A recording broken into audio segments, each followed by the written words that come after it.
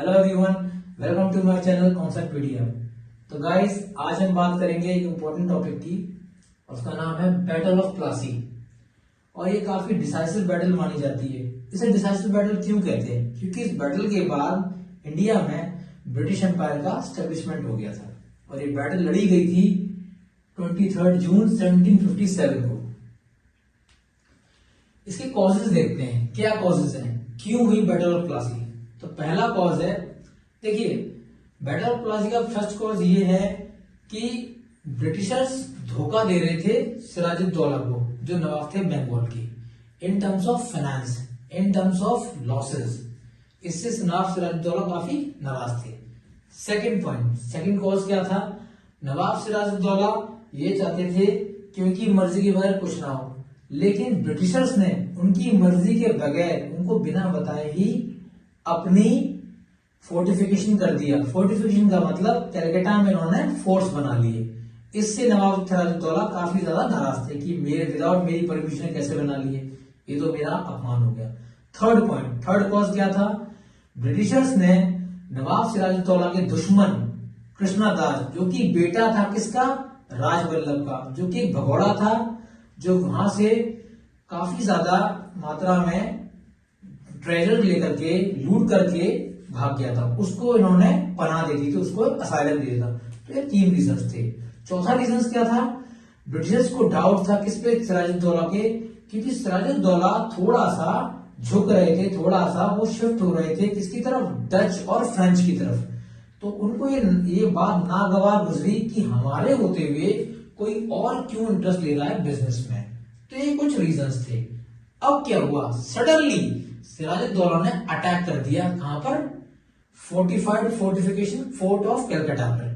कलकत्ता में फोर्ट है, उस पर इन्होंने एकदम से अटैक कर दिया, उसको सीज कर दिया। उसके बाद क्या हुआ? इससे क्या हुआ? एक ट्रेजेडी हो गई। उस ट्रेजेडी का नाम है ब्लैक होल ट्रेजेडी। इसे ब्लैक होल ट्रेजेडी क्यों कहते हैं? क्योंकि नवाब सिराजुद्दौला ने पहले तो वहां अटैक किया, फिर वहां पर लगभग 146 लोगों को एक बहुत ही छोटे टाइनी रूम में, they were confined in a very tiny room and around 123 people were died and very few have survived. काफी कम लोग ही सर्वाइव कर पाए थे। That's why it is called a black hole tragedy. इससे क्या हुआ? इसका रेस्पॉन्स क्या आया? रेस्पॉन्स में sir Robert Clive, major general Robert Clive ने तुरंत रीइंफोर्स करने के लिए वहां से मद्रास से कलकत्ता के लिए ब्रिटिश फोर्स को भेजा। लेकिन और ऐसा हुआ भी। उसके बाद क्या किया? सर रॉबर्ट क्लाइव ने एक सब्सिडियरी अलायंस बनाई, एक सीक्रेट अलायंस बनाई। किसके साथ? उन लोगों के साथ जो राइवल्स थे, किसके? सिराजुद्दौला के। यानी कि वो लोग ट्रेटर्स थे, वो गद्दार थे। किसके? सिराजुद्दौला के। वो लोग किससे मिल गए? सर रॉबर्ट क्लाइव के साथ। अब ये अलायंस क्या थी? इस अलायंस में ये कहा गया, ये किसके साथ हुई पहले नहीं जानते। ये अलायंस हुई थी मीर जाफर, ओमीचंद, जगत सेठ, राजदुल्लभ और रायवल्लभ के साथ। इनको ये बोला गया था कि अगर आप हमारा साथ दोगे, किसका साथ? ब्रिटिशर्स का साथ। किसके खिलाफ? सिराजुद्दौला के खिलाफ। तो मीर जाफर को हम बना देंगे नवाब, कहां का? बंगाल का। और बदले में मीर जाफर क्या देंगे? वहां की टेरिटरी से जो रेवेन्यू आता है वो कलेक्शन करने देंगे कंपनी को। तो ये था। अब इसका मतलब ये हुआ कि वॉर स्टार्ट होने से पहले ही वॉर तय हो चुकी थी और इस वॉर में इंग्लिश की जो सुप्रीमेसी है, ब्रिटिशर्स की जो पोजीशन है, वो काफी स्ट्रेंथन थी, क्योंकि उनके ज्यादातर लोग तो चीट कर चुके थे। किसको चीट कर चुके थे? सिराजुद्दौला को। अच्छा, सिराजुद्दौला को जो नवाब साहब हैं, उनको ये पता ही नहीं है कि मेरी फौज के लोग ही मुझे ही चीट कर रहे हैं। और फिर वही दिन आ गया 23 जून 1757, और जिस दिन क्या हुआ? बैटल हुई। और इस बैटल में 50,000 की फोर्सेस थी। किसकी? नवाब सिराजुद्दौला की। और उसके सामने ब्रिटिश फोर्स बहुत ही छोटी थी, हार्डली 8,000 मैक्सिमम और 10,000। लेकिन क्या हुआ? सिराजुद्दौला के ज्यादातर सारे फोर्सेस और सूबेदार जाके किसमें मिल गए? ब्रिटिश फोर्सेस में। और ब्रिटिश फोर्सेस की जीत हुई। Sirajuddaula was captured and he was murdered by Mir Jafar son Miran. तो ये तो था बैटल। अब क्या होता है? अब देखते हैं सिग्निफिकेंस ऑफ बैटल। इस बैटल का सिग्निफिकेंस क्या निकले इस बैटल के बाद? पहला सिग्निफिकेंस ये निकला कि मीर जाफर को क्या बना दिया गया, बंगाल का नवाब। इसकी रिटर्न में Mir Jafar have offered a huge sum of amount to the britishers and he is also offered 24 Parganas to the British East India company. Parganas means ऐसी जगह या ऐसे डिस्ट्रिक्ट या ऐसी प्लेसेस जहां से ज्यादा अमाउंट में अच्छा खासा रेवेन्यू आता था, किसको, ब्रिटिशर्स को। तो उसने ऐसी 24 जगह किसको दे दी, ईस्ट इंडिया कंपनी को दे दी, पहली बार। दूसरी क्या सिग्निफिकेंस था, इसका ग्रेट पॉलिटिकल सिग्निफिकेंस था। कैसे, देखिए ब्रिटिशर्स को जीतने के बाद और नवाब सिराजुद्दौला के हारने के बाद से कंप्लीट स्टैब्लिशमेंट हो गया किसका, ब्रिटिश एम्पायर का। कहां पर, इंडिया में। दूसरा, मिलिट्री सुप्रीमेसी हो गई कहां पर, बंगाल में, किसकी, ब्रिटिश की। तीसरा पॉइंट, ब्रिटिश आर्मी को अब ग्रांट कर दी गई टेरिटरीज, यानी कि उनको टेरिटरीज दे दी गई कि अब आप अपनी वेल इक्विप्ड आर्मी यहां पे क्या कर सकते हैं, मेंटेन कर सकते हैं। चौथा पॉइंट, ये वॉर जीतने से जो ब्रिटिश की जो इमेज है, जो प्रेस्टीज है ऑल ओवर वर्ल्ड में, वो काफी अच्छी स्टेब्लिश हो गई। और sovereignty and control of British India has been established in the Bengal and entire India. इससे ये हुआ कि पूरे इंडिया में, पूरे बंगाल में ब्रिटिश की सुप्रीमेसी और सोवरेनिटी स्टैब्लिशमेंट हो गई। ये तो था इसका सिग्निफिकेंस। ठीक है, अब हम आते हैं मीर कासिम एंड ट्रीटी। देखिए, और हाँ, इसमें एक चीज और हुआ सिग्निफिकेंस में कि मीर जाफर को क्या गया, वो तो बना ही दिया गया था नवाब, लेकिन मीर जाफर इससे खुश नहीं थे क्योंकि वो बस एक पपेट नवाब बन के रह गए थे। वो नवाब तो थे लेकिन उनके सारे डिसीजन कौन लेता था, British governor general sir Robert Clive.